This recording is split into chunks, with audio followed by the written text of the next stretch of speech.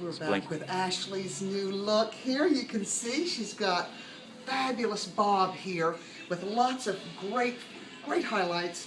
And you can see where I took in her neckline with that one cut very close. I went back in with the razor and cleaned that up. What I've done so far is I've dried her, I've flat ironed her, and now I'm going to do a little more tweaking. You can see her asymmetric side is this side here just falls slightly longer.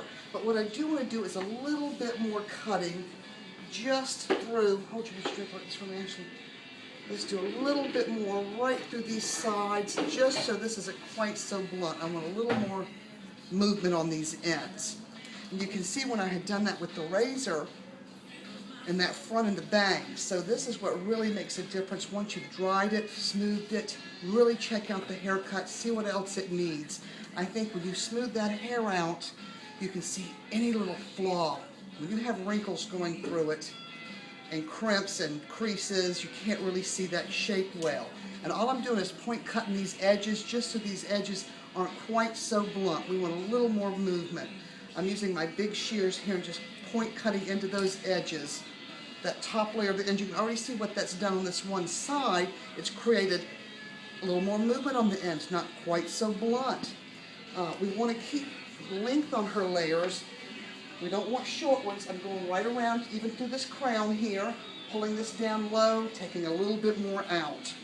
What I had done in the beginning is taken the ponytail off, took the graduation in here low with my razor. Now I'm just tweaking this haircut. We want a little more movement on the ends, and this is what this does. It just creates that little bevel on the edges so it's not quite so blunt.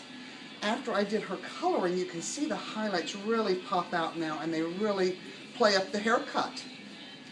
Point cutting this, really, you can see where exactly it needs it when you dry this hair smooth.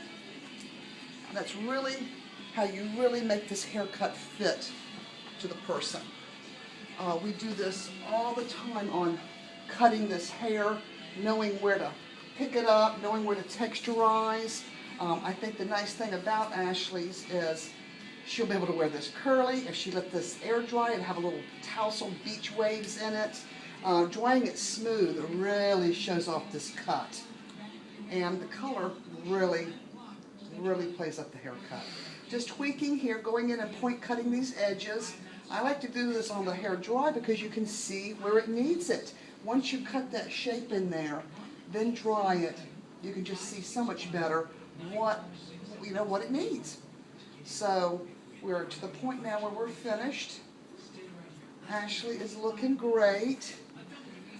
Having this haircut was a big change on her, but what a wonderful, nice, sleek look this is going to be for her.